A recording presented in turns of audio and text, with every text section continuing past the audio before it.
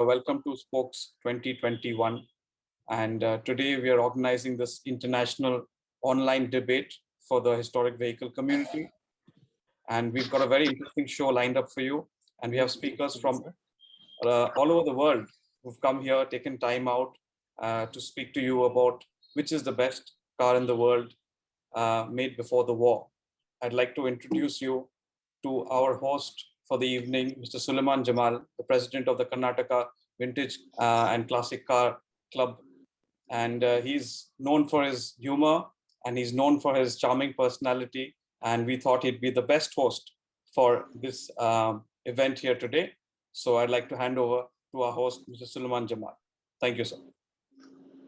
Well, I would say good morning, good afternoon, good evening, because we're talking to people all over the world. So it's great, Savik, that the Classic Drivers Club has put this fantastic program together. And I do believe, as Savik mentioned, that we're going to have a lot of fun. But at the end of this, I think there's going to be a tremendous amount of learning.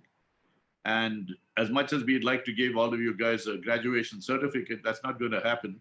But let's see who scores there. And every single speaker is been handpicked and chosen. And I believe that on behalf of the Classic Drivers Club, behalf of my own club, KVCC, FHVI, which is housed in Bangalore, and of course, FIVA, Patrick being there, the past president. So we won't waste any time. I know this is going to be a very interesting program. So good luck to the speakers. Thank you all for coming aboard. And let's just go ahead and have some fun. So Savik, I think we get the ball rolling, and it's just like being in Madison Square Heavyweight Championship about to start. Seconds out of the ring, round number one. Let's go. Yeah. Right. So I'd just like to add, we have 8 speakers from 6 countries today, namely France, India, Italy, Iran, UK, and the US. And this is the order in which the speakers are going to appear. Mr. Jamal, if you could briefly explain the rules of the game. Well, the rules are very, very simple. I think everyone who's logged in would know that because of the interesting speeches we're going to have, we've had to limit each speaker to 3 minutes. And of course, you have a minute of this time. And also I request all viewers to shoot their questions, wait for the speakers to finish their talk. And then basically it's 3 minutes per speaker, plus 1 minute grace time. I think the speakers are pretty much aware of this. And the speakers make their case. The total flow of events will be 35 to 40 minutes. And then 10 minutes of questions and answers. And of course, after that, the online vote, which will be another 10 minutes. Yeah. So the first speaker this evening, we have is Daniel Cabart, the author of The Large and a specialist from France. So Daniel's going to take you through what he would think was the best car before the 40s. And over to you, Daniel. Good luck, guys. Have fun. Yeah. Yes, you can see me? Yes. Go ahead, Daniel. Yeah. Okay. So I was embarrassed when I was asked what's the best car, because I was obliged to talk about things I don't really know. But I will talk about the Large, which I know quite well. And I started my presentation with a quotation from a leaflet, a 35 pages booklet issued in England about the D8 De Large, which I think is one of the best, and above all, the D8S, it's a sports model. And the British said it's the French Rolls-Royce, or the Rolls-Royce of the French cars. So can I have my slides? Yes, Daniel. So that's the Rolls-Royce of French cars, or the French Rolls-Royce. Next, please. Yeah, so you see the quality of a construction, of engineering. Some people said an engine beautiful like a cathedral, black and chrome, which reflects the quality of a conception. And also, next,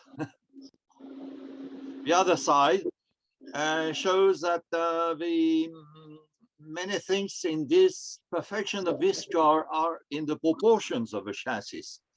As some people said, everything is in the proportions. Next.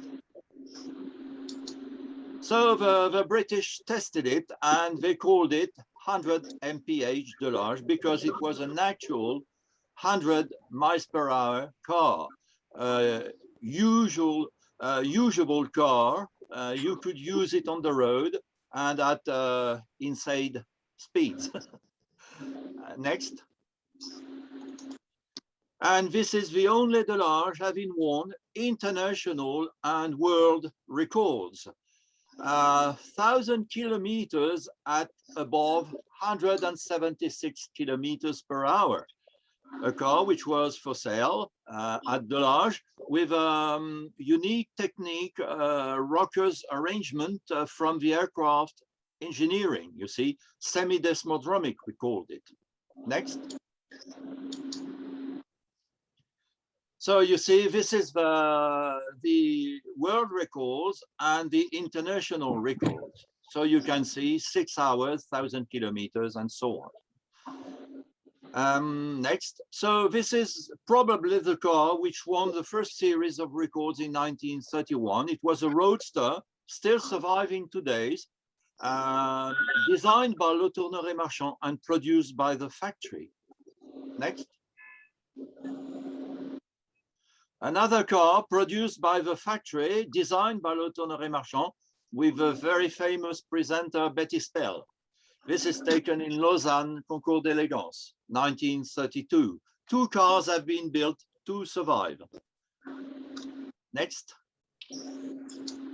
Chaperon also bodied the D8S. These 3 cars are in front of a Algiers dealership in Algeria. 3 Chaperon D8S. 1 survives today, only 1. Next. This is Fernandez et Darin D8S. 2 have been built and 2 survive today in American collections. Next. This is a very famous yo-yo. And the last picture of my presentation will also be a yo-yo, but with a very famous owner. This is Miss Paris, Josette Cortez in Lausanne in Switzerland. Beautiful car and beautiful lady. Next. This is Mr. Grumer, who also produced a D8S, Philippe Grumer, presenting his car, his white car, which unfortunately has not survived. Next. This is in Monaco, another D8S with a very famous opera singer, Vera Van Den, I don't remember her name. This is a Van Den Plas Tour. Next. This is a Lansfield, an English body on a D8S, a coupe by Lansfield in England. Next. And another one which has survived until today, it's by Freeston and Webb.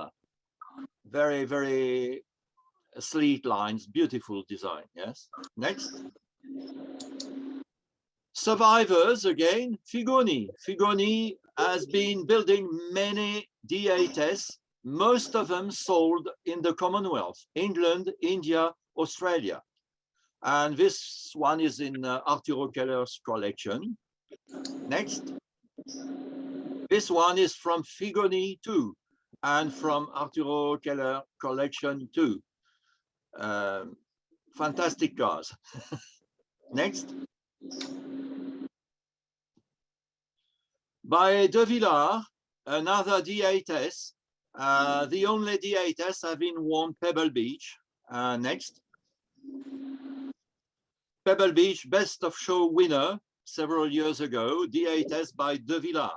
Unique car, as all the De Villard. De Villard never built 2 similar cars, you see. And last one, please. A very famous owner of a yo-yo. He was Maharaja of Kapurthala with his British wife, who was a private buyer of a yo-yo D8S. And when it was ordered, his domicile, his location was Hotel Ritz, Place Vendôme, Paris, you see. This, I've showed you a bunch of D8S, and I think it's definitely the best of the large cars. Well, that's wonderful, Daniel. Thank you for that Thank you. journey. Now you got all of us with our tongues hanging out to say, how do we rob a bank and get one of those cars home? Yeah. Thank you very much. I think well done, well done. So we move to our next speaker, Mark Gessler, the former president of HVA America and scientific advisor for the Thousand Meglia, Italy, and the United States. So welcome, Mark. The stage is all yours. Thank you. There you go. You're all set, Mark. Okay, so how should we decide the best pre-war car? I mean, should it be the fastest, Alfa Romeo, Mercedes, Bugatti, Maserati, Delage, or should it be the best technology like Lancia, Hispano Suiza, Rolls-Royce? What I figured it should be probably the top selling, and that brings us to the Model T. It was introduced in 1908, and 19 years later, 15 million Model Ts were sold by the end of 1927.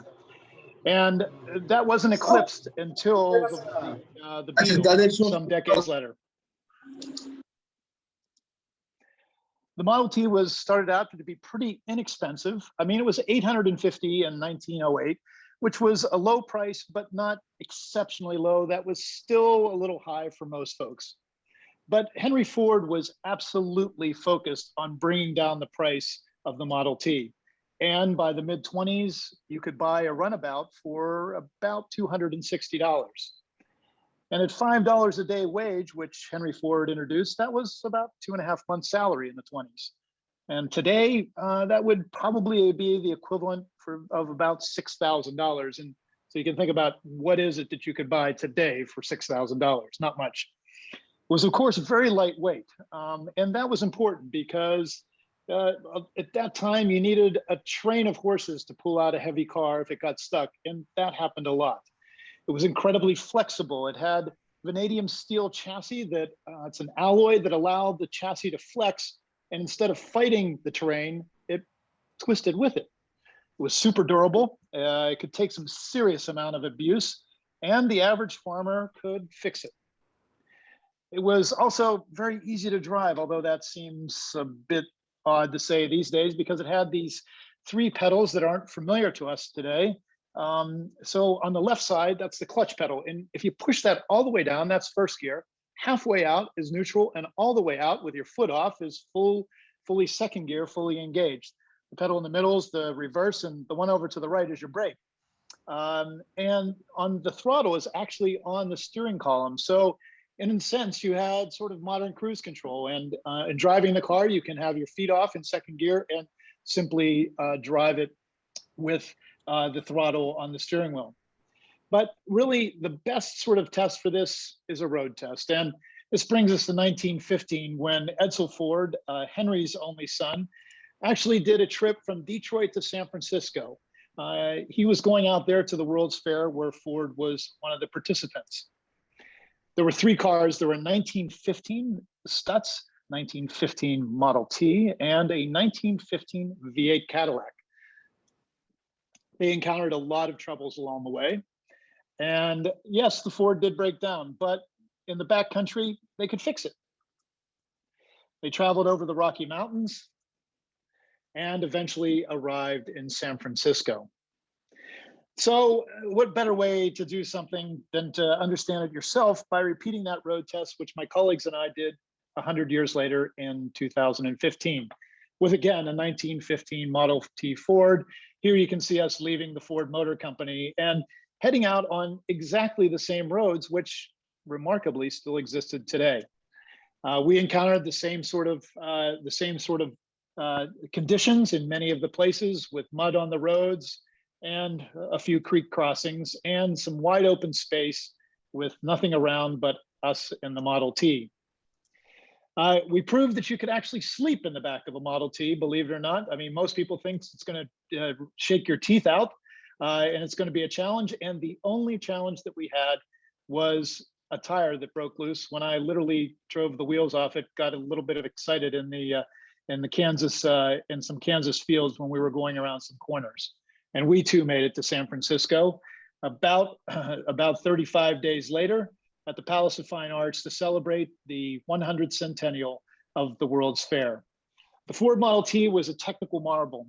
Importantly, it enabled us to do things that we never actually thought we wanted to do or thought were possible. And in that way, put the world on wheels, not only America, because by 1915, Model Ts were all over the world being produced. And that's why I think the Model T was the best car built before 1940. Wonderful, Mark. That was great. And nice to know when you talked about the pricing of $260 and the fact that $5 a day could buy you that in about 2 months' time. Yeah. We can buy today, not even a bicycle. Anyway, that's great. And just a question from my side. Did you have to do Route 66 when you did? Yes, Route 66 was part of it, just along the last part down through Arizona, New Mexico, and then actually into Barstow, California, south of LA.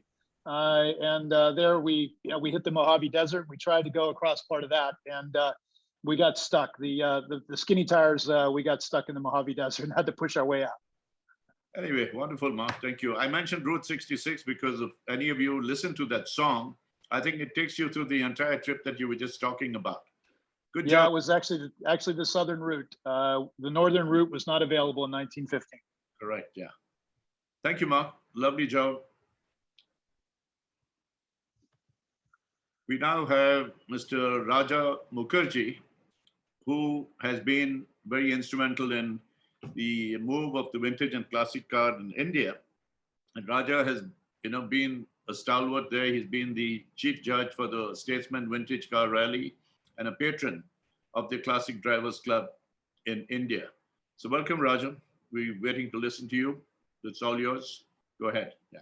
Well, the question's been asked, what was the best car in the world prior to 1940? We've had the case for the Deluxe D8, one of the most expensive vehicles. We've had Mark talk about the Ford Model T, which in its time was possibly the least expensive vehicle.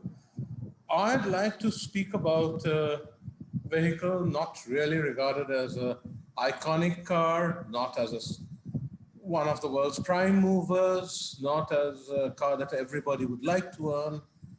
Enough to get hold of one, don't certainly have to rob a bank, as you pointed out, to get it. But it's a car which I consider to be a seriously ownable car and not as a weekend classic either. I, in this city of Calcutta, where I live, which is one of the most chaotic traffic conditions, would still consider one of these cars good enough to be used, perhaps not every day to take to a factory and back, but good enough to use in Calcutta. That's saying a lot.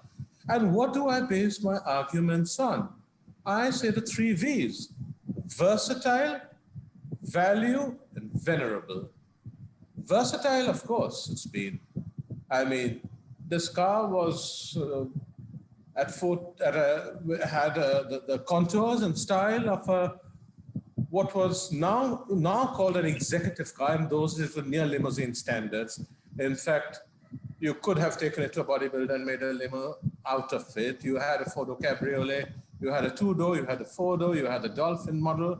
You had so very many. The Daimler DB series started in 1915 with the 15.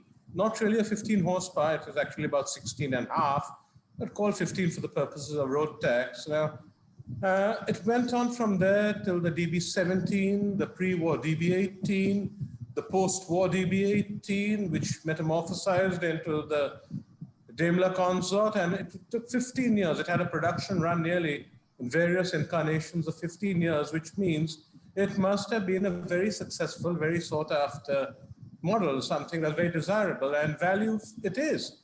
It was under 500 pounds, the first under 500 pound Daimler had put on the market for many years. It was as little as 350 pounds without the body and about 470 or 480 with the body. Now you're seeing from these visuals, which my friend Prithvi is putting up, that you had rather nice saloon bodies, four-door saloons, two-door saloons. What made them very drivable, of course, was, as everyone knows, the Wilson pre-selector gearbox, which was first called the self-selecting gearbox when it started. Invented by W.J. Wilson and coupled with the Daimler fluid flywheel. Driving was so easy. If you wanted to be first off at the traffic light, you could be first off. climbing a hill, select your gear well in time, use the gear pedal, you're up that hill. If you wanted to go on a dirt track, change gears, you were there. The track was incredibly decent, very, very usable. And as I said, yet it had the contours of certainly what's called today an executive car, term not known in those days, of course. Now, it started with a 2.2-liter engine, brought up to a 2.5 over the years. It was a very nice 6-in-line engine with a cast iron detachable head mounted well up front. It had independent front suspension. It had lovely hydraulic brakes up front and fixed wheel girling brakes up at the back. And it had this lovely worm reduction gear located below the differential that gave you some awesome road holding manners. And I know because I've been in this car inside a jungle because my father often used to take them on his hunting trips. And I know how very versatile, one more V, how very versatile this car is. It could go almost off-roading. It could go on non-existent road. It could go uphill. It could go downhill. It could go through crowded lanes, busy avenues. It could go through highways. So I don't have any hesitation in saying just about the most versatile car I've seen. Value certainly, as I've said, under 500 pounds. It's nothing. And venerable, well, everyone knows the history of Daimler, that it was the oldest British marque. And this is the image of a dingo sports car. I'd like you all to see this. This is a 2-seater sport car made by BSA. BSA, as you know, was the parent body of Daimler. Now, this had the same engine. The reason for this visual is that it had the same engine as came in the DV17 later. I don't know if there are any other examples of a military vehicle used in the wars, right up to the Vietnam War, certainly, nearly 7,000 produced. And it had the same engine as a normal production saloon would have. It had also the Wilson pre-selected gearbox, but with 5 reverses rather than the single reverse. The Dingo Scout car was something that was revolutionary at that time. And it had so many similarities with the DB series of cars. So decided to take a little off-road and bring this into the picture. Going back to the marque, Daimler, the reasons for the production of Daimler was that, of course, it had been in a financial mess. Between 1929 and 36, it had even stopped payment of dividends. And then comes Lawrence Pomeroy and his design team, and they make this fantastic car. They restore the fortunes of Daimler. They made a very, very purchasable car, a wonderfully ownable car, a car I'd still go a long way to keep. And as I said, not just as a weekend car. It's a car I could still use even in this city of Calcutta, where I've grown up, and I've grown up in these cars. Unsung, unheralded, but in my opinion, the best car before 1940. Thank you. Thank you, Raja. That was a lovely narration of the Daimler. And I have to share something with you. It's such a coincidence that this afternoon, I had one of my KBCC colleagues, Subaya, drive up to my home in Whitefield in his DB18. And, you know, he's got it fixed. So he's got trigger happy and he drives it around like a little toy. So I think I second what you say. I have a couple myself. So Subbu just drove in today and it was fantastic to see his car roll up over here. In Bangalore, I think Gautam knows, most of you know, we have a fair amount of Daimlers amongst our members. Dr. Ravi Prakash, he has some. Subbu has, I have a couple, and I'm sure there are a few other Daimlers floating around. So we enjoyed it, and the Wilson gearbox, like you said, I think that's an excellent gearbox, as long as you know how to, you know, navigate with that kind of a box. So thanks, Raja. That was lovely. And I'll go and start shining my cars again tomorrow morning, now that you praised it. Thank you. Patrick Rollet, who was the past president of FIVA, currently the director of FFVI in France. It's lovely to have Patrick. I know him as a personal friend. We've spent some times together, which he probably regrets now. But anyway, Patrick, I see you've forgiven me. Knowing fully well that I'm hosting this, you still come on. Good luck, Patrick. Love to hear from you. Go ahead. Yeah. Thank you. Thank you very much, Suleiman. It's absolutely great to be here today with all of you. Thanks very much to the Classic Drivers Club for this very brilliant initiative. The only frustration possibly being that we may not be able to hear some of this marvelous harmonica music from Suleiman. I remember when you brought the house down in at the Paris General Assembly of FIVA. It was absolutely great. Anytime you guys are ready to suffer again, give me a call. I'll be there. Yeah. Okay. Now, if I could have the slides, I'm going to talk about a car which I liked very much from the very early age of 5 or 6, because that's not the first slide. My grandfather used to own such cars. It's the CITROEN TRACTION AVANT.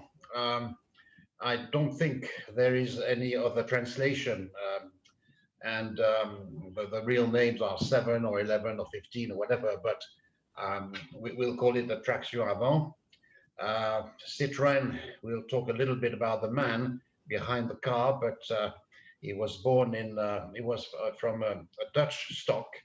And by the way, I just say a quick hello to my successor at FIVA, Tito Bresters, was with us. So welcome, Tito. So the main characteristic of this car is that it grouped many innovations. It's probably never been the first in all of these innovations, but to have them together was quite a challenge. Forward wheel drive. I think people like Alvis or Adler in Germany or Tractor in France were ahead, but it was on a mass-produced car for the first time. Hydraulic brakes, rack and pinion, independent suspension, monocoque unitary body, which is the case for all cars today. Again, not invented by Citroën, probably by Lancia or some others, but all that in one package. So if we can have the next slide. The main authors behind this what was considered a revolutionary car when it was launched in 1934 were André Lefebvre.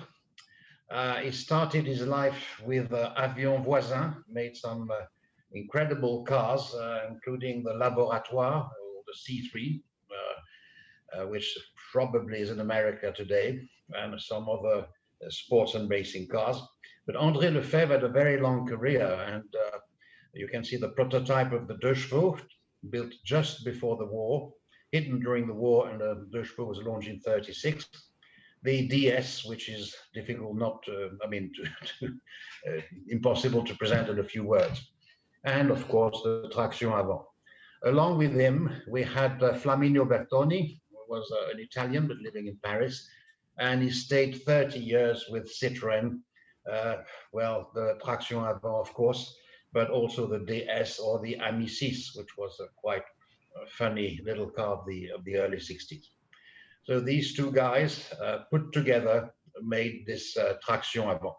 If we have the next slide, I called it the fall and rise of the Traction, because the life, if we could go back, the life of the car over its 23 years in production was a little bit full of ups and downs. It started in grand style in November 33, where André Citroën built a huge brand new factory just to produce this car, to mass produce this car.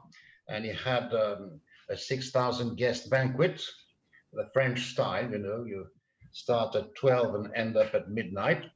And you don't drink water or eat just ham sandwich. Then in April 1934 was the official launch. But the car had many teething problems. It was, of course, a great success. Many buyers rushed to get it, but the warranty costs were enormous, and Citroën was actually declared bankrupt on December 21st of 1934, and it was saved, if I may say, by Michelin. And actually Michelin kept the company afloat and kept the Traction Avant being produced. A few months later, André Citroën died of cancer, and on its 23 years life, over 7,060 traction avant were built and sold worldwide. So a quick look at the various models around the original traction 7 and 11. The 11 was had a little bigger engine and was wider, a bit more family size. You have the very original of the first year is the little picture on the left of the screen. You can see it's got no boot opening from the outside. You have to go through the inside to get to put your luggage, except that you could get your spare wheel from the outside. The main picture of the green car should be green because, like Ford T's, all traction avants were black except for the cabriolet. So that car is original, but the paint, it's a Swiss example. You have the cabriolet, which was produced like the coupe, the very rare coupe, only before the war.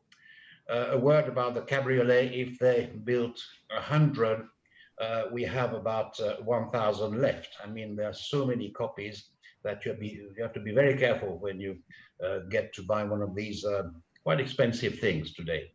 The coupe is extremely rare. Only a few dozens were made. The specific one you have the picture was sold a few months ago by Monsieur Trigano, who was a French industrialist, and he was living in the south of France, and it is a very original coupe. Now, also pre-war but never entered production was the 22, which had a V8 engine. It started with a CITROEN V8, which wasn't very efficient, so they tried the Ford V8, the 85 model, but it proved very costly, and Michelin, when taking over, decided to kill the case. So the luxury version of the traction avant was the 15.6, which appeared in 1938. The picture you have is not a proper one, but thanks to Jon Pressnell, I think we'll have one of the very few pictures you can get of these pre-war 6 cylinders. This one, that's it. Thank you, John. Very, very, very nice. You can see the wheels called the pilot wheels. They were made by Michelin, and that distinguishes a pre-war traction. If we can go back one slide, please. Just to say that some customers were famous in one way or the other. It was hugely used by the French resistance. General de Gaulle wouldn't be seen in anything else than a Citroën, the traction, and then the DS. It was a car very, very much liked by cops and robbers alike. You have a little drawing of the Gang de Traction Avant, which used pre-war Citroëns, but which actually acted just after the war, and another gang using a set of gangsters with a 15.6, but which is a post-war. And well, also many other regular customers for this car, which again was not first in anywhere, but was first in getting together a very innovative setup. So that's why it was my choice. Or well, incidentally, it was French, so am I, so I put it to your votes. Thank you very much. Thank you, Patrick. Always nice to hear from you. And, you know, we have a few tractions in India. I don't know the population, maybe Harit would be able to tell us when he comes on. But it's a car that, I think that's the one with the gears on the dash. Yeah, right. So that, again, people who had it swore by it. Bangalore had some classic versions of that car, but I don't know how many still are around, and they've just disappeared. So that was a nice narration, Patrick. Thank you for that. And all of these cars we're talking about, you know, we are going to start building a special relationship because it was just another name, but today it's taking it to a different level. So thank you, Patrick. Our next speaker is the only lady that we have on. So be nice to her. Reboni Saha, industrial designer and automotive enthusiast from India. So Reboni, if you're ready, I think we're ready to listen to you. Yes. Hi, everyone. I'm really in illustrious company here. And I have to admit, I've not really driven the car that I'm talking about. I'm an industrial designer, and my point of view really is from it's an enthusiast point of view, and it's also a very a form-driven approach. So here it goes. Yeah, okay. So I'd like you to imagine yourself in the 30s in the US. Oh dear, can you see it? Yeah. So in the 30s in the US, and basically you're surrounded by vehicles with vertical radiators, running boards, and of course, really high ground clearance. And then imagine you see a vehicle like this coming at you on the road. So this is basically the Cord, and it takes my breath away even today. It was really designed on minimalist lines and very sort of culturally in keeping with the movements then.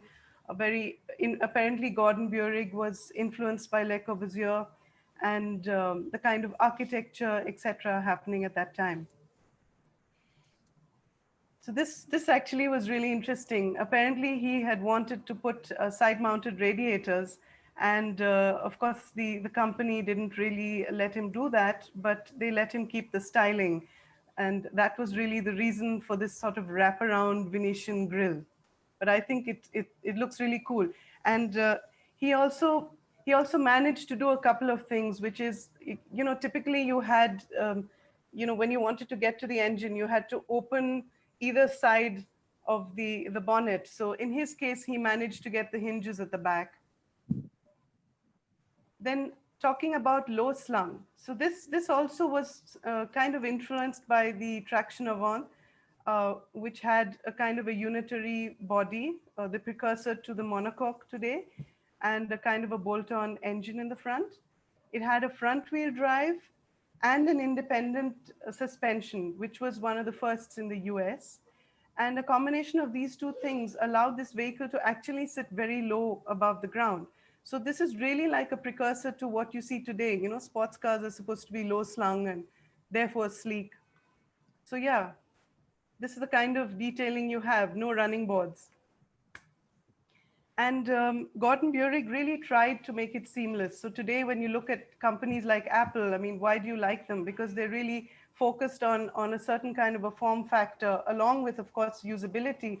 So Gordon Burig tried for a seamless design, and he managed it. The doors, for instance, you don't see any hinges, they're hidden hinges. The fuel cap, he managed to hide that. And of course, there are these retractable headlamps, which are really sexy, according to me. And it was possible because apparently one of their their companies called Stinson, which I think manufactured aircraft. Well, they managed to get the landing lights and the mechanism and actually fitted it into the Cord. So this is what you have. And of course, they had a lot of industry firsts, things like a radio fitment, electric. They used electrics quite a bit. So you had a semi-automatic gearbox. Industry's first horn ring. A lot of you have seen this in the ambassadors that we had. Well, this was one of the firsts. You had variable speed wipers. At that time, that was not really heard of. And you actually had the supercharged version, which was 170 bhp and could give you over 100 miles an hour of speed. So this was one of the fastest cars in pre-war history. And of course, you have all the exquisite body types that turn heads today. And I mean, just all of them, I love all of them. So whichever way you look at it, I think the Cord was ahead of its time. I'm not singling out any particular model. This is a bustle back. Mostly they had custom bustle backs, and this is one of them. But I just think this is the greatest car ever built. Thank you. Thank you, Reboni. I have a question for you. How many Cords do you own yourself? Yeah. I wish, but I'd love to drive one. I believe it drove really well.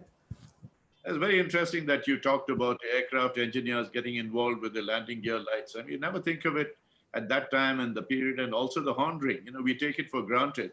And now we know where that's all coming from. So that's wonderful, Yeah. Bonnie. Thank you so much. That was very, very Thank- enlightening. Thank you. Thank you. Next speaker comes all the way from Iran, Ramin Salehkhou. He's the founding member of HVA in Iran and served on FIA Historical Commission in Iran. So Ramin's going to talk to you about his favorite, which is none other than the ALFA ROMEO. So come on, Ramin, give us a chance to fall in love with your car. Thank you. Actually, it is a story of love with this car for me.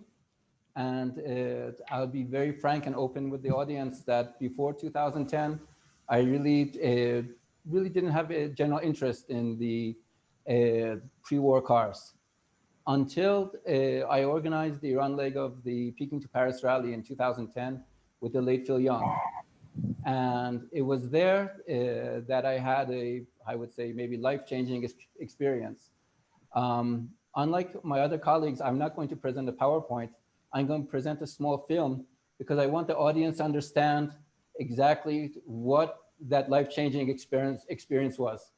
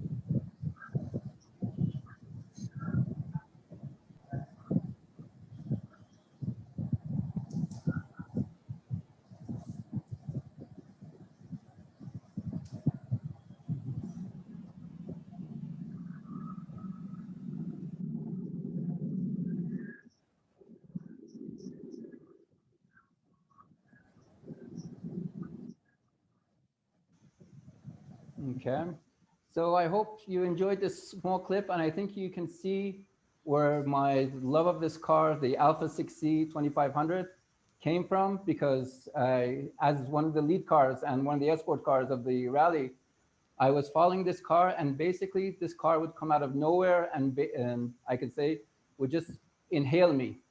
It was unbelievable. I would see him coming from the rear view mirror, and I couldn't believe a car which is now 83 years old could handle like it was on rails and could pass me.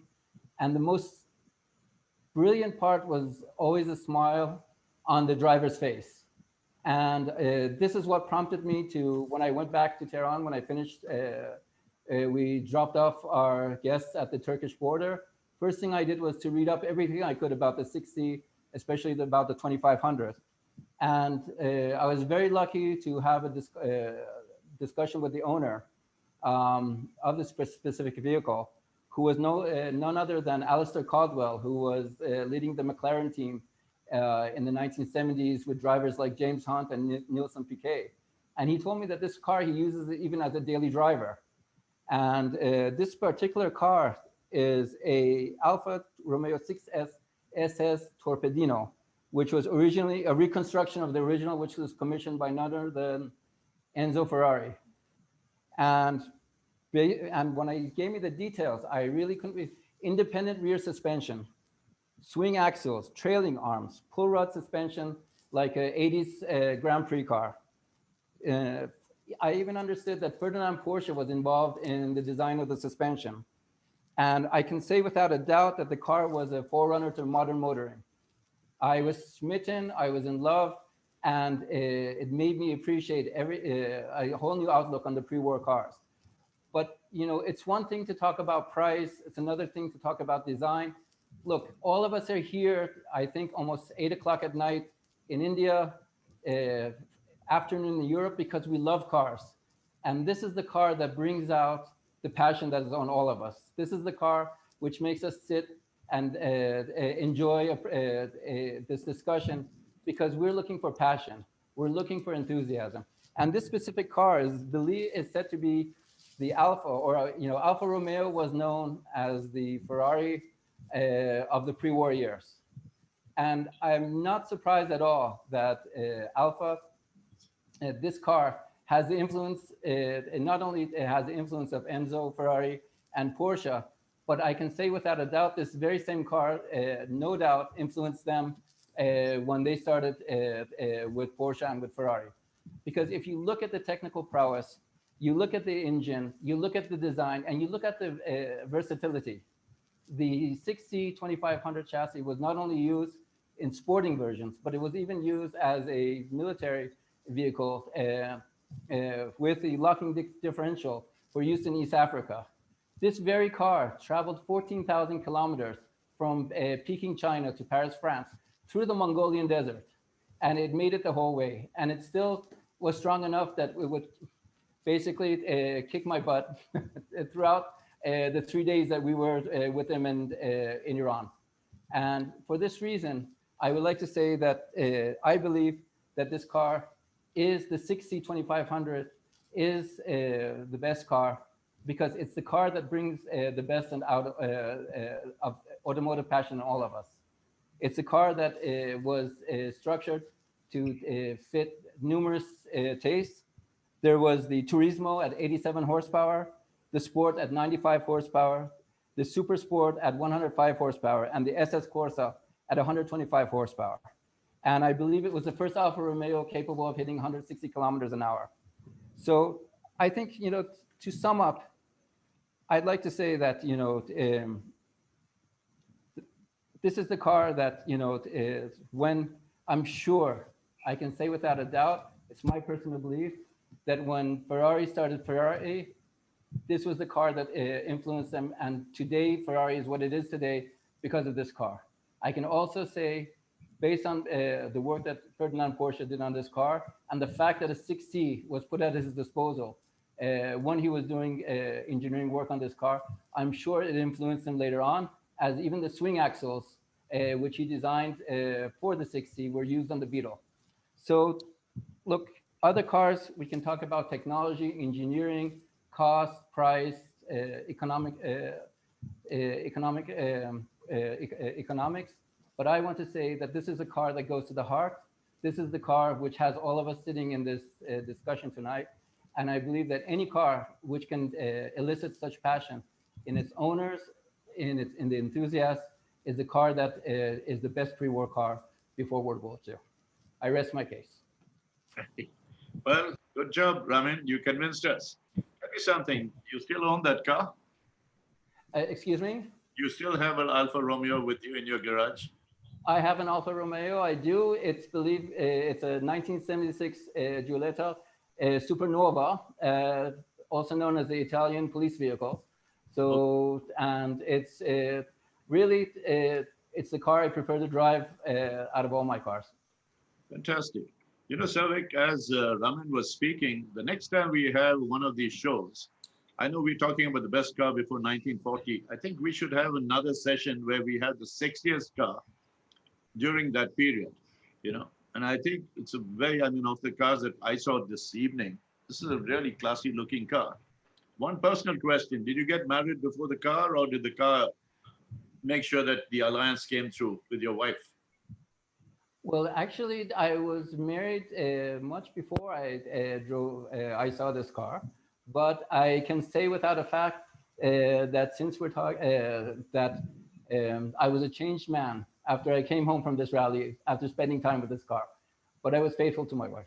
Well, I thought you were talking about changed man after you got married. That's the story of our lives. Anyway, good luck. Thank you, Ramin. All right, now we have the man himself, you know, Mr. Harit Trivedi, a dear friend, a brother to all of us, a member of the FIVA Legislation Commission, Historic Vehicles and Automobile Collector in India. And Harit has been a great inspiration to all collectors in India, very closely associated with us as a very, very good friend.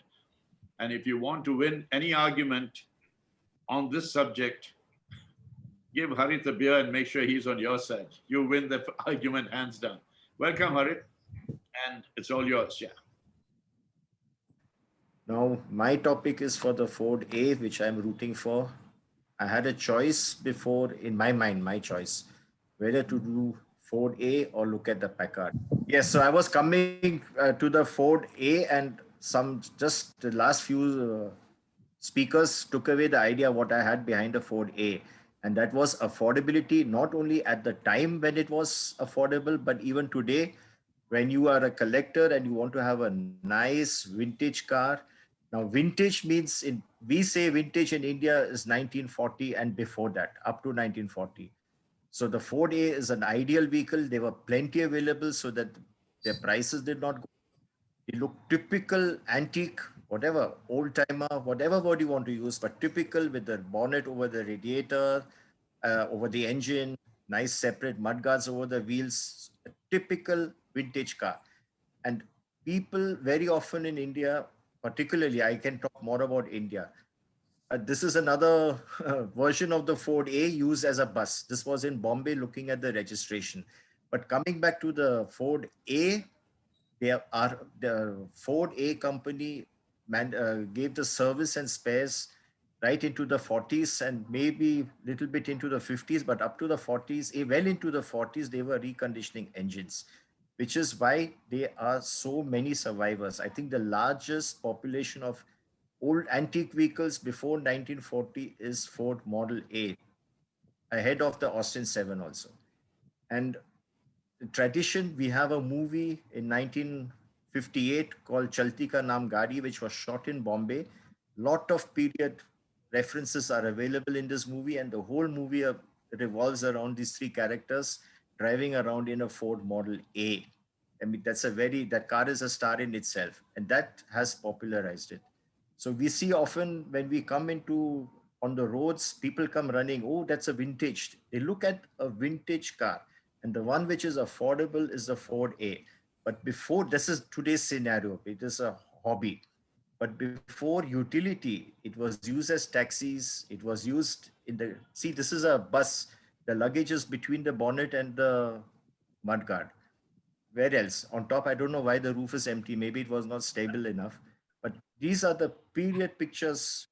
I've got many more. Then the Ford A was used in the jungles for hunting. You see a fancy Packard, a fancy Cadillac, and with this Maharaja, that Maharaja, but the simple common man often could use a Ford A. It was so simple and very flexible that it could go into the jungles.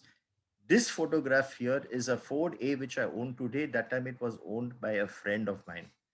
And the guy standing on the left is me. This is a picture, a negative I picked up about 2015, that is 5 years ago, and then developed the negative. And I found this picture with me standing in it. And fortunately, and just by chance, by fate, whatever, this car is there with me today. It is a Phaeton, so it's got twin stepneys. This is the car today. The registration has been changed because the documentation was not in order. It had to be fit to the car. But this is the car. It's in Calcutta. In fact, it had gone it participated in a statesman rally. And see this car. When you just see, it's so simple. It was not expensive to buy. It was not expensive to maintain. And that's why I think today the Ford A came out as a beautiful car and long-lasting car. And that's pretty. Can you put one more photo? That's when it won a prize in Calcutta, the Calcutta event. So my point for the Ford A is that it was a well-engineered car and it really went well, lasting long. And well, I got 5 of them. So without any intention, there was no intention to buy 5, but they came because they were cheap and they were good, rugged cars. Today they do wedding duties. Thank you. No, good job, Harit. Thank you very much for everything you had to say. And I think we move to Jon Pressnell, the author, historian, and columnist for Classic and Sports Car magazine from the UK. So, John, if you're there, we're ready to talk to you. Can you hear me? Yes, we can. Right. Well, when Gautam asked me to do this, I sort of I played awkward, and I sort of said, "Well, what do you mean by best?"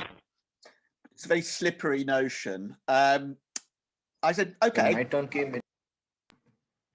I'll join in, but I'll throw a few hand grenades into the water.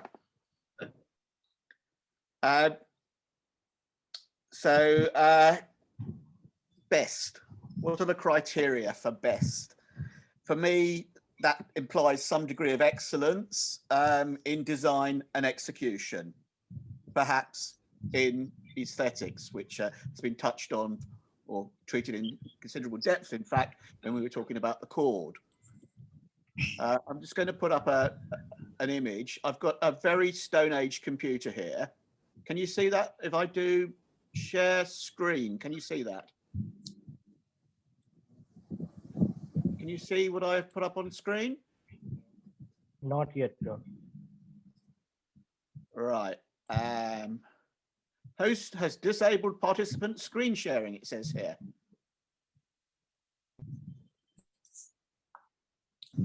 Just a sec.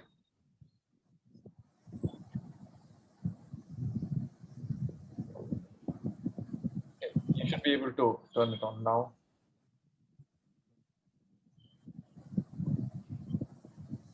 Right, now you should have share. There you go. Not only do I have a Stone Age computer, but We I'm a can fairly see. Stone Aged operator. Do we now have that?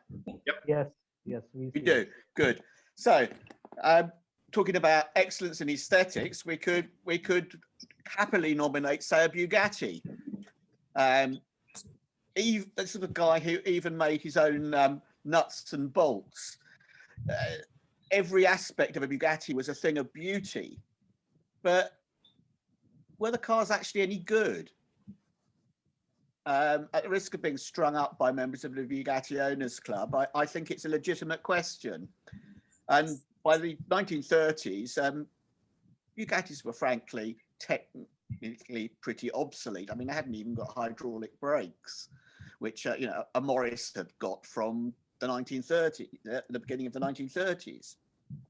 So I don't think that aesthetic excellence is a criterion in itself. What about technical excellence? This is a difficult one, of course. Anyone that's driven a Rolls Royce of the classic era, I mean, I have to admit that most of my experiences with post-war Rollses, which I've driven quite a few of, but I've also driven this particular car here, Phantom 3, the ultimate pre-war Rolls Royce. The quality of engineering in the sense of construction, the beautiful feeling of one gear sliding into another on the gear change, for example, means that Rolls-Royce could legitimately, in some ways, claim to be the best car in the world. But the Phantom was actually a fairly disastrous motor car in service.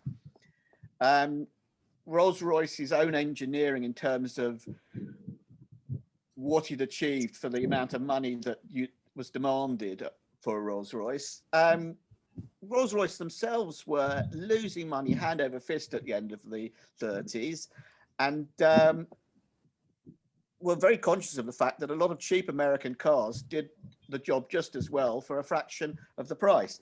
So I think one needs to be a little bit careful about talking about excellence of engineering. Moving on, if we're talking about Rolls-Royce as an exemplar of, shall we say, excellence of engineering construction rather than engineering conception, Rolls-Royce, thinking about Rolls-Royce brings up two issues which I think are quite important. Excellence is a lot easier to achieve in a high-priced car, whether we're talking about an Alfa 6C or an 8-cylinder Delage. It's a lot easier to achieve when you're spending a lot of money. So I'm wondering whether it's not rather more virtuous if you achieve excellence in something that's more affordable.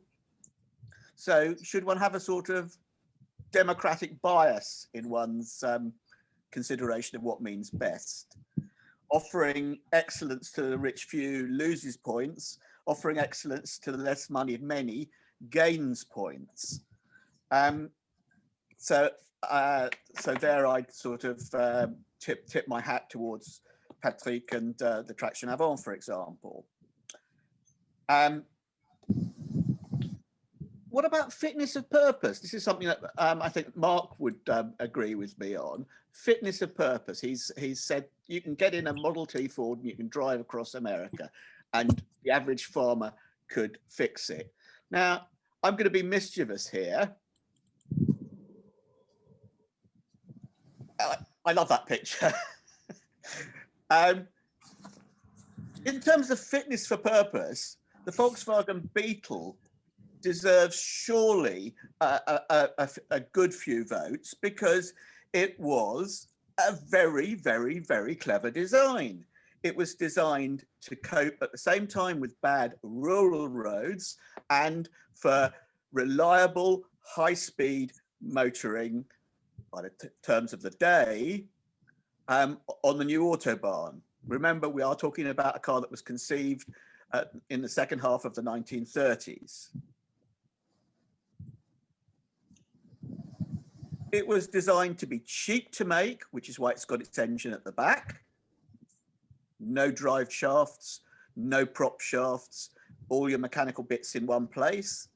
It was designed to be cheap to buy. It met all the basic criteria that had been laid down for the design of an affordable car for German conditions. And if you suddenly dropped the Morris 8 out of an aeroplane and said, do the same job, the Morris 8 would have blown up within about the first 10 miles down the Autobahn. But how could you possibly vote? We'll have to interrupt you for a second. We can't see any of the photographs after the Bugatti. So you know what? No, we haven't seen any of the photographs that you've been talking about since the Bugatti. So that's a shame. Okay, well let me people have been asking for it, so we had to interrupt you. Okay, sorry, I was in full flood. Now you should have got shared. Let me just see. New share. How about that? Right, so let's try that. Yes. And you should now see the Rolls Royce. Yes, we do. Okay, so I'll just explain that Rolls Royce to you. That was the Phantom 3 that was built for a member of the Reventlow family who made their money out of the Woolworths stores. And if you can see it on screen, this was actually a period photo shoot that I organised in the centre of London. So, as I was saying, Rolls-Royce, beautiful cars in terms of how they were put together, not so clever in terms of making money out of the car and actually really being at the cutting edge of technology. Okay, the Beetle, we're going to here. So I'm sorry that you missed that. This is, as I say, this is my fault. Can you see that now? Not really. No? No. Okay, let me, bear with me. We'll close down the Bugatti. We'll close down that. Screen sharing has stopped as the shared window is closed to share a screen. You should now. Yep. Yes? Can you see that? Yes. Now we got the Beetle, yeah. Yeah, okay. It's an image that I rather like. As I was saying, with the Volkswagen Beetle, it had a total fitness for its intended purpose. But on the other hand, it was a technological blind alley, having the engine at the back. And the thing was, it was a horrible, nasty thing to drive, particularly the pre-war ones that had got cable brakes and very limited road holding. So fitness for purpose, yes, it's important, but that's not sufficient. Moving swiftly on. should social and economic significance be important? I think Mark argued that quite strongly for the Model T Ford. The Model T Ford transformed the economy of an entire country. It was socially transformational in the sense that it mobilized an entire nation. It was industrially important, but where's the technical excellence there? What engineering advances did the Model T incorporate? We talked about this earlier in the week, about the only technological advance represented by the Model T was the detachable cylinder head. When Gautam and I were talking about this, Gautam said, well, come on, John, why don't you nominate the Austin 7? And I said, well, undoubtedly one of the most important cars in the history of the British motor industry, led to all sorts of things like the creation of Lotus cars, Lola and people like that, people that built Austin 7 specials in the 1950s, but a pretty dreadful car when it came down to it. And I've actually got one downstairs, so let me just show you a little picture of the Austin 7 so we know what we're talking about there. You should see, say when you can see that. You see the Austin 7 now? Yep. Yeah. A car that put the middle classes in Britain into a motor car between the wars, was made through until 1939, hugely versatile. You could literally do anything you wanted with an Austin 7, but unfortunately it had no performance, no road holding, no brakes, and was quite demanding to drive. So I don't think it deserves to be put on any particular pinnacle. I have actually driven an Austin 7 from England across to East Germany, so I sort of have experienced them. So putting all that together, I think the car that, if someone else hadn't nominated it, I would have been tempted to vote for, would be the Traction Avant Citroën. I'll just interject there, if I can say that that olive green car, that is correct colour.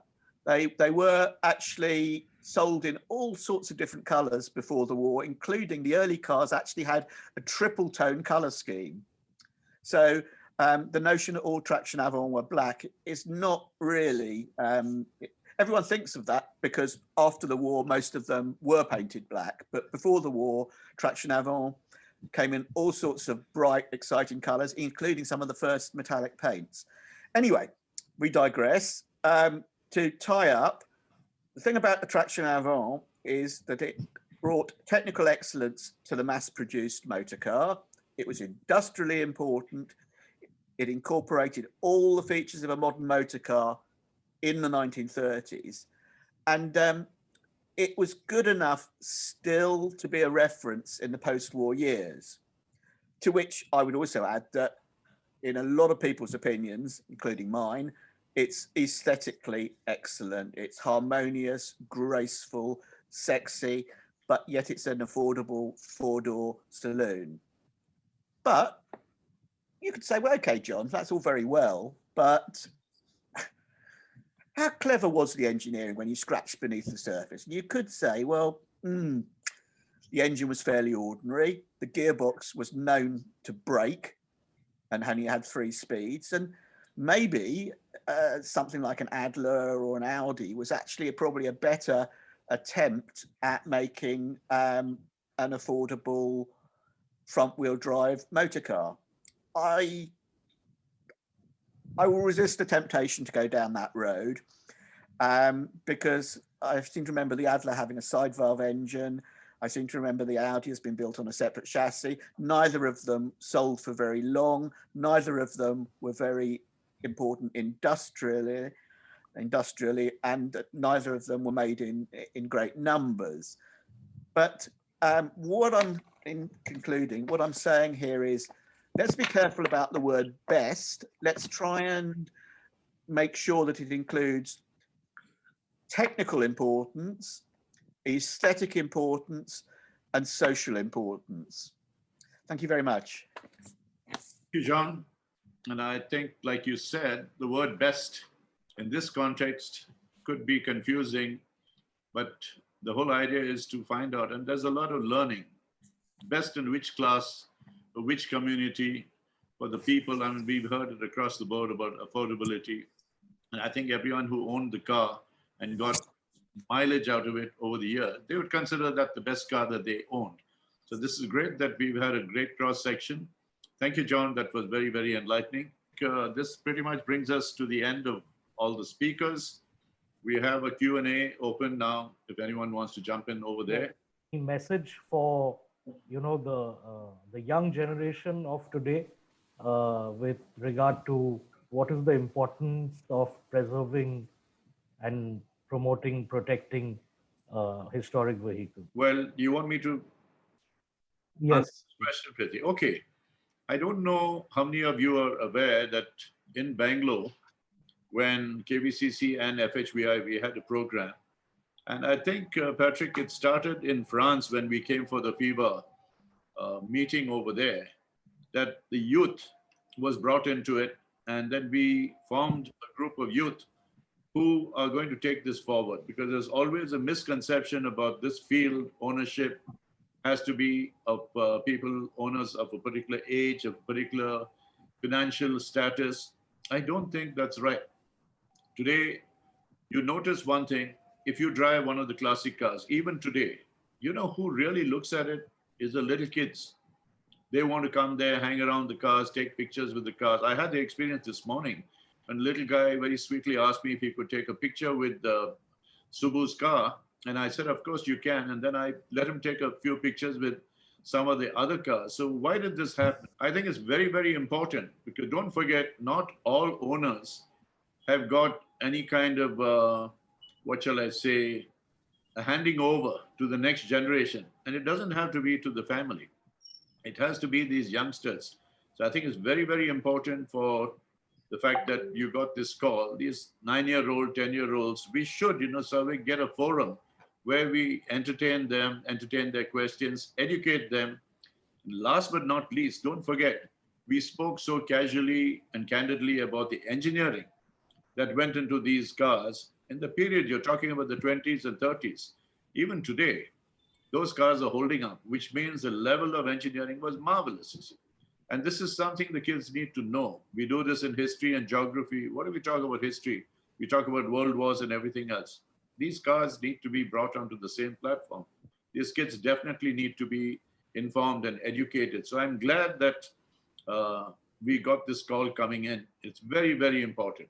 And if all of us can play a role, I think we should entertain them and start a separate forum, Salehkhou, where, the teenagers, let's say, they're allowed to call. Even, 6-year, 7-year-olds, you'll be surprised. Some of them will ask you questions, and I don't think we'd have answers for those. And that's another learning for all of us also. So that's good, Prithvi, that you brought this up. Please encourage them. And I think it's something that we all are responsible to. It's our responsibility to bring them on board. Why don't we move on to the second part of Bali's question, which I think is already been answered by Mr. Jamal, is that whether the current generation, and by that I think she means children below the ages of 10 or 11, whether they're as passionate about historic vehicles as the earlier generations. And I think that Mr. Jamal has already put very well, and I think his answer would be, correct me if I'm wrong, Mr. Jamal, that they are as passionate as previous generations were. And we should get some of us on board where they should feel free to contact us. I know that Rupali has a great movement going on, bringing the young people on board, but this is the first time I'm hearing of people below the age of 10 coming on board. But hey, they're welcome almost anytime. So feel free to connect any of us up with them, and then we can pass them on to people. And especially from the same city where they are, I think the locals can make this move and be very, very effective to do that first. Let them come right in the cars, touch the cars, feel the cars, and ask you questions, and then you can pass them on to whoever they want. So I'd like, sorry. could I just put, if I could just put a word in here, that another aspect of that is within one mate clubs and regional clubs. One of the things that's been happening in Britain is that they have been setting up young members sections. And the Morris Minor Owners Club has done that. The MG Car Club from memory has done it. And there are one or two other clubs that are now actually making an active effort to set up young people's groups within the clubs. And I think that that's something that every club really ought to be considering, so that it doesn't, so that clubs don't become a haven for, 60-year-old men with beards, with due respect to all the 60-year-old men with or without beards around the table today. So the clubs can make a big effort there. I think you're right, John. In fact, now that you mentioned it, on behalf of KVCC, I think the next time we have a rally, we will include youngsters to ride with us for as long as they want. And I think we can make a beginning right there. That'd be a great start. I'm glad the subject came up. And I'd be personally very, very happy to support this in any which way we can. Otherwise, the movement dies. Yeah, absolutely. Yeah. Just a counterpoint on that. As somebody, I look back at the history of photography and for historic cars, and going back to the earliest days when collecting started back in the 30s, you'll find the same group of 60-year-old, 50-year-old, 70-year-old guys, and somehow here we are. What you tend to see over time is, these 10-year-olds will probably like cars that are 10 years ago or 20 years ago now, and they'll start out there. So it's actually an interesting phenomenon, because you're not really able to enjoy these things perhaps till later in life and collect them. And the photographs stand as a testament to that over time, that in fact, people have collected older guys and somehow it moved on.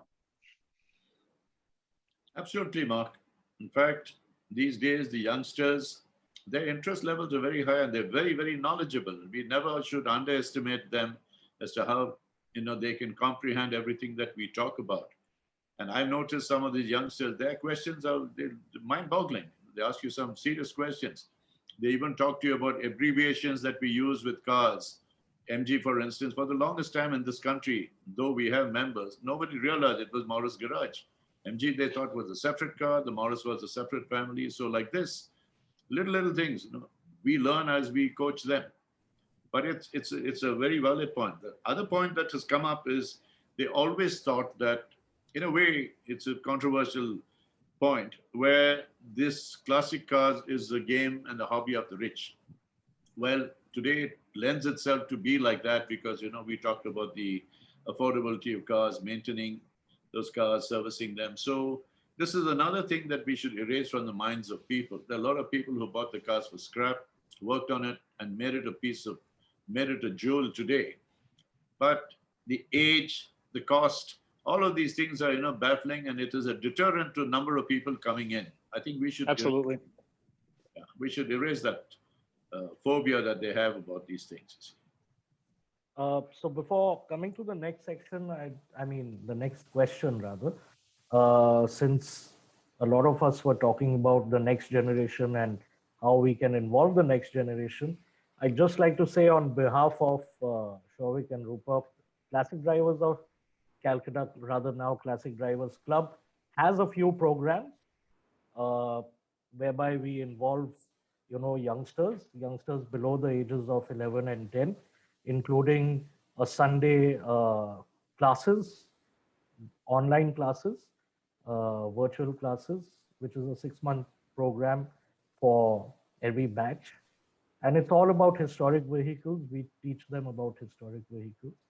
We also have another program where any young enthusiast in our club, if we get leads to a car which is up for sale, then we pass on the leads to the younger enthusiasts who don't have cars. And from day one, we started in 2017. Right from the start, our focus has been on the youth, those who don't have cars, enthusiasts, as well as, of course, all the seniors and the experienced historic vehicle enthusiasts and owners. So that's just a little bit that I wanted to share about Classic Drivers Club. Coming back to our next question, if I could put that across to Mark. Subaya from Bangalore has an important question, which Mark, if you could answer for him. He feels that the best car in the world prior to the war should be a car possibly which has survived in the greatest numbers, survived in the current day in the greatest numbers. So would you agree with that? Well, the cars that have survived, percentage survival rates, tend to be automobiles that were very expensive. These were held in wealthy hands, squirreled away, kept well in order, and preserved for time. So when you start looking at that, you think of Rolls Royces and the like that are actually survive in quite high numbers. It's actually the other end of the scale. It's some of the most common cars are actually extinct, and they may be actually very curious and very interesting technologically for their time, but they just simply don't survive because their price point and let's say the care over time in wealthy family hands just wasn't there. So that's a challenge for that sort of metric. It's an interesting thought and a very good idea. But those are just the challenges when you start looking at it that way. There's one more important point, Mark, to what Subbu has just asked. We all know that a lot of these cars were taken in for raw material during the war, and they were all smelted. And that's when a number of average cars, good cars, cars that were really roadworthy and trustworthy, those cars, had to literally go and get melted down for war purposes. So that's another reason why a lot of good cars, which normally would have survived, they sort of unfortunately had to meet a different fate. Yeah, there was a gentleman in the United States who actually hung the cars up. He was a huge collector back in that period and actually hung them up so they weren't touching the ground, and it got around the law. And many of those cars are now coveted in collectors' hands as something that really survived in a very unusual way.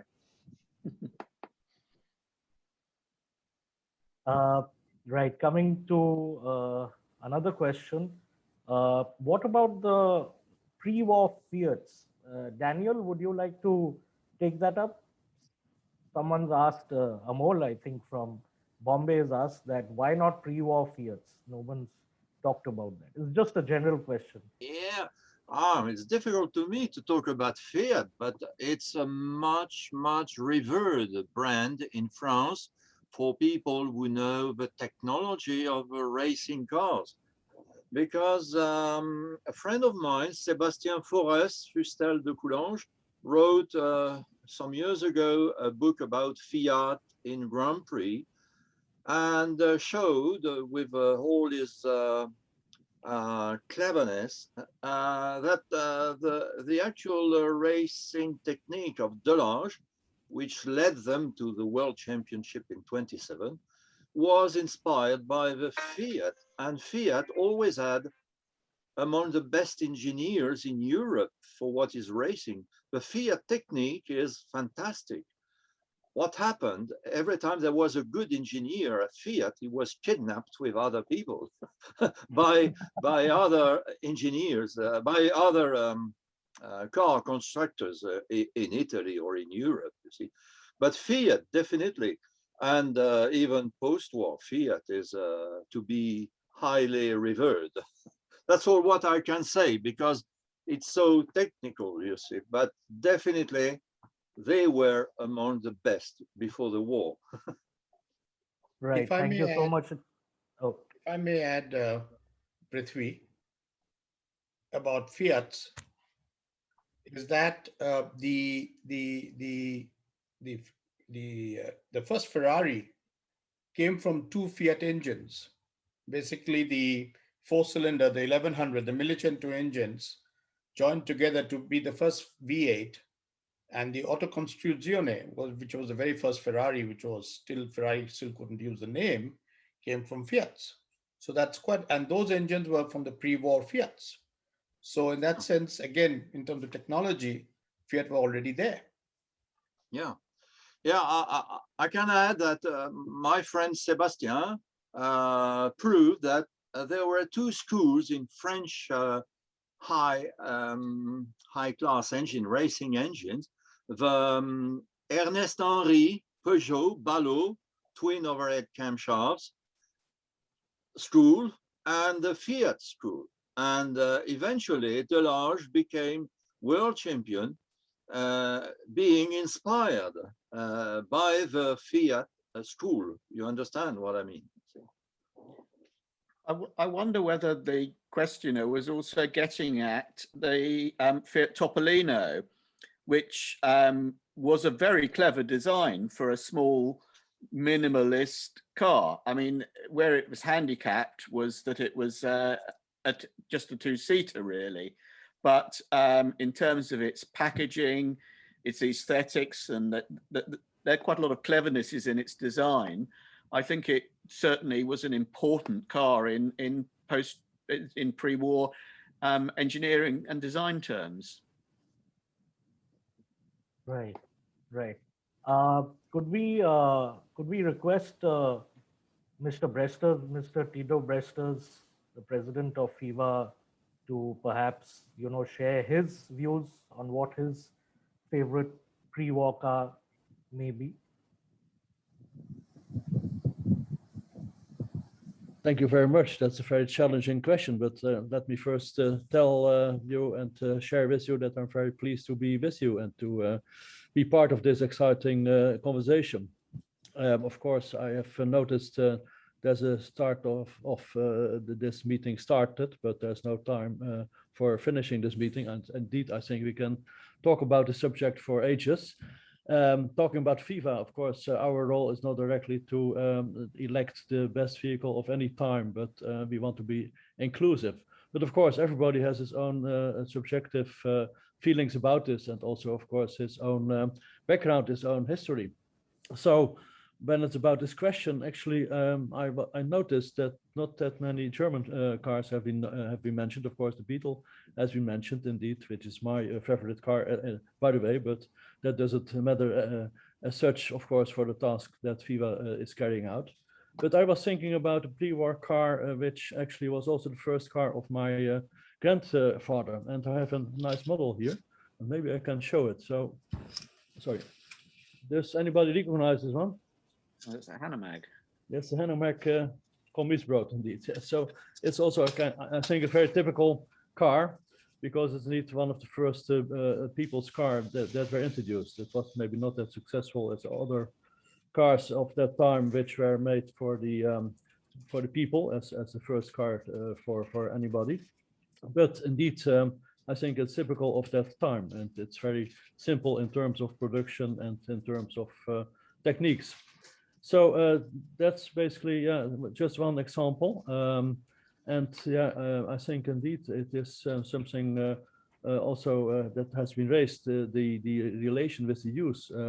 My concern actually is to raise the interest of young people for just these pre-war vehicles. I think that's really the challenge we all are faced with. So I think that's maybe something we need to answer maybe in another session to find out how we can attract the attention of young people, especially for the vehicles which were the vehicles of their grandparents and grand-grandparents. So I think that is maybe something to reflect about how to deal with that subject for another session of this nice initiative. Thank you so much, Mr. Bresters. We'll just move on to our last question. Actually, there are two questions which we'll club into one, and maybe both Gautam and John, if you're up to it and want to throw in a few more grenades, why not the how about the Tatra 87? This is something that Srinand from Bangalore has asked. Why not the Tatra 87? And Srivardhan from Calcutta has asked, or rather he says that in his opinion, the Rolls-Royce 20/25 is the best car in the world because it's the perfect balance of power to weight. So the Tatra 87 and the Rolls-Royce 20/25. Gautam and John, if you'd like to take up these two cars, and that will end our question and answer. I think with the Tatra, I'm at the risk of having every Porsche enthusiast in the universe start throwing conrods at me. I think any car that has its engine at the back is disqualified as being technically so far up a cul-de-sac that it doesn't bear thinking about. Those cars were aerodynamically fascinating, but they were lethal.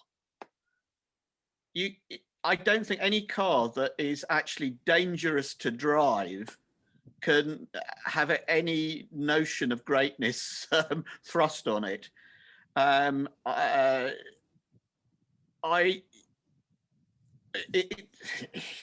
Being creative in engineering doesn't necessarily mean being right in engineering. And I think that having a car that has all its weight at the wrong end for safety, you're fundamentally letting down the consumer, possibly by killing him.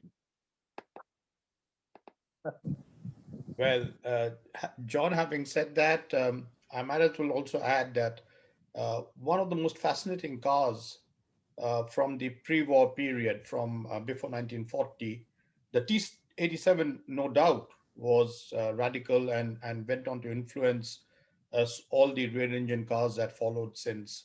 The T77, to be more exact, went on to influence all the rear engine cars.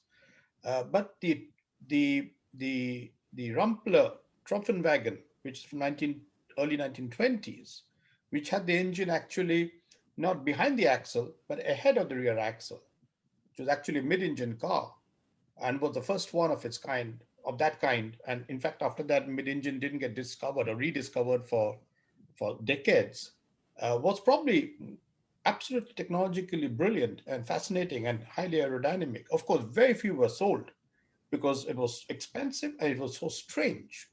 So sometimes having something that is extraordinarily, let's say, futuristic, far ahead of its time, has its disadvantages, has its problems. In terms of the Rolls-Royce, coming back to that which Srivardhan's brought up, the problem with Rolls-Royce, I know that in India especially, of course, Rolls-Royce has a special cachet, let's say, and the fact that because there was once this advertisement that said it was the best car in the world, and a certain magazine in England decided to call it the best car in the world, somehow it's kind of, for Indians, it's always remained the best car in the world.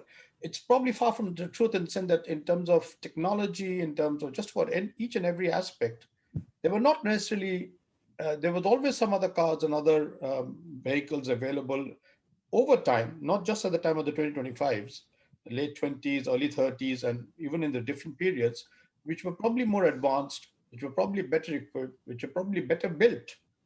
It's just that Rolls-Royce somehow managed to get it all right. They also they did a terrific job of building up an image and was very successful. But to declare Rolls-Royce the best car in the world, I think is a very difficult. I'm not sure that very many people can justify that.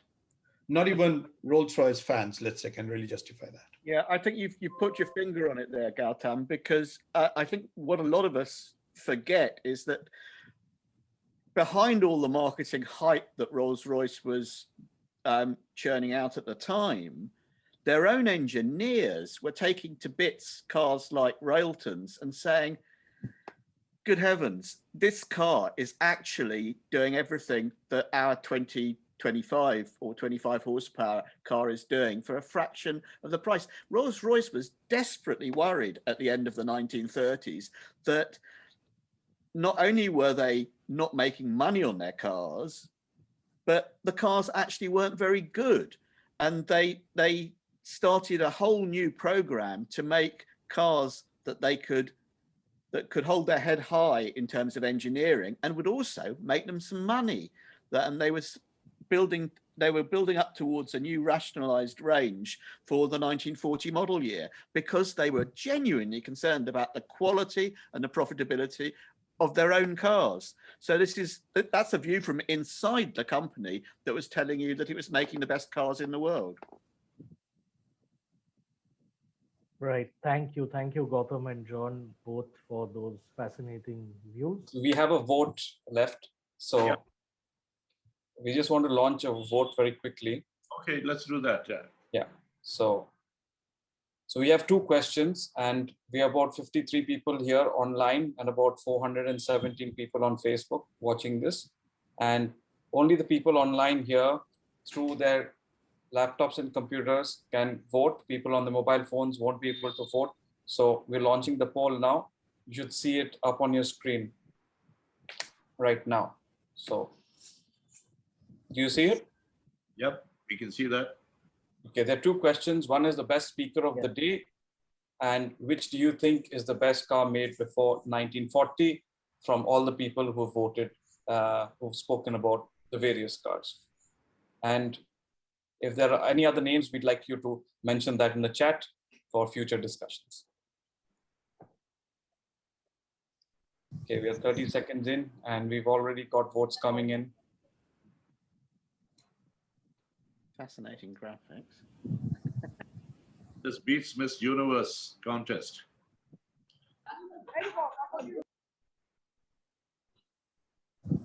I hope the vote is is anonymous. Is it? It's fascinating to watch. So 22 people have responded so far. And we have another 20 odd people who haven't voted yet. Savik, this may be a good time to take on some bets if anyone wants to put some money down. Why not? It's been a long day. Can you guys see the results live? Because I can see it, so I don't know if you can see it. I can. Screen. We don't see. I don't see. Mark's showing extremely strong form here, I can see. I can't.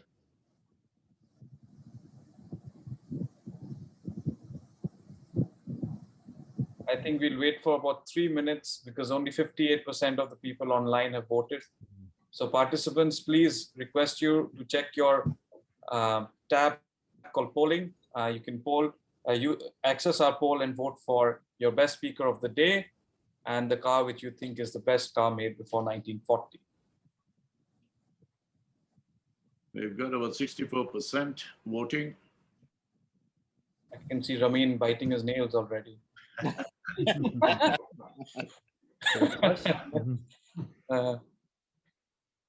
There's no FIFA award for this. So.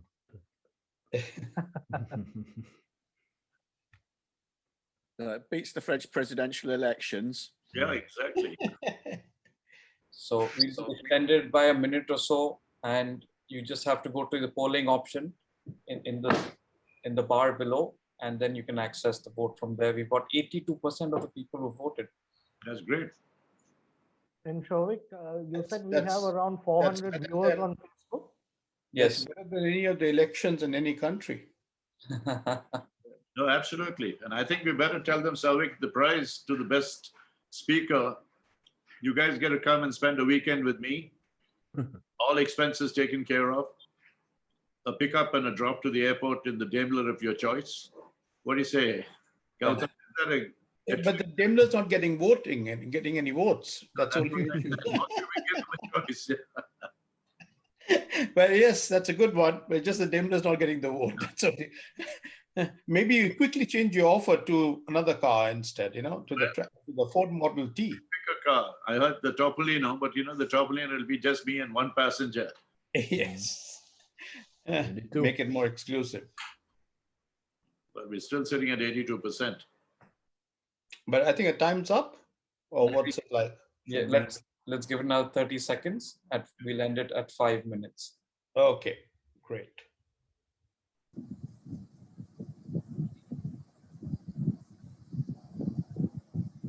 And I hope you're disqualifying postal votes as not being legitimate. We need to challenge. We'll have to challenge some of the voting has to be challenged eventually or something. Okay, 5, 4, 3, 2, 1. We're close. It's a Model T also.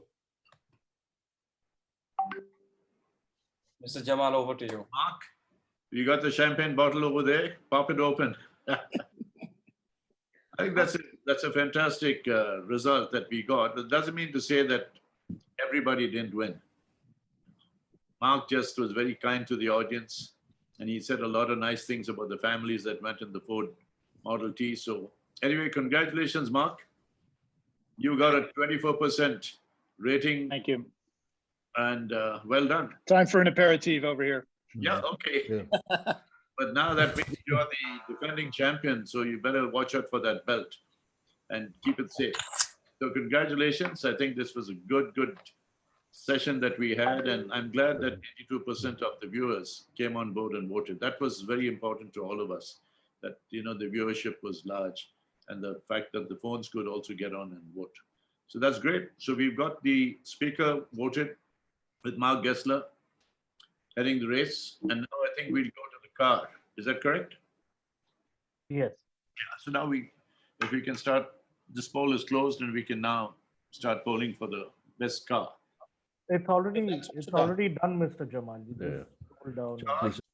You have 29% for the Model T. Is that right? Can you show? Oh, there we are. This is the speaker still showing up here.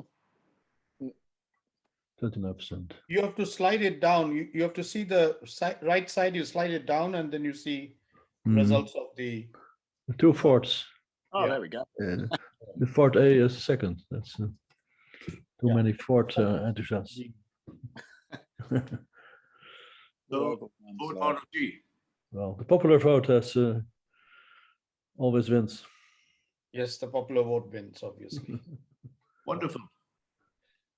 We'll be sharing this result with you online, and that brings us to the end of our event. So, Mr. Jamal, if you could. Yeah, and I think it was a great session. I think it was a good 2-hour session, and you realize that we don't know where the time flew, and we were hoping to limit it, I think, Savik, to about 90 minutes. Is that right? Yes.